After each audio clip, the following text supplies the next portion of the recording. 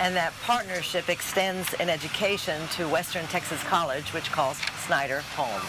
Its campus is south of the city on land donated in 1969.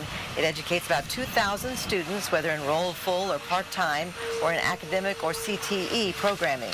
About 80 students are international. Many are here to be part of WTC's athletics. The college has recently updated its mission, vision, and values to reflect its commitment to student success, to workforce development, and community impact. And that will influence a new 10-year strategic plan called Serving Students Together. The college approved it last week to launch in the fall. As a leadership team, we found there's an opportunity to lean back into our community college roots.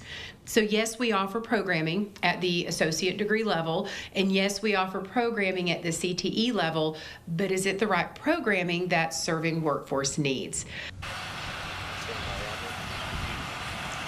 No, two.